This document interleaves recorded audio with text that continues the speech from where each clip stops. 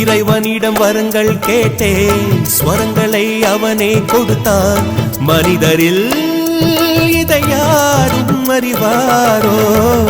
நான் பாடும் பாடல் எல்லாம் நான் பட்ட பாடே அன்றோ? பூமியில் இதை யாரும் உணர்வாரோ?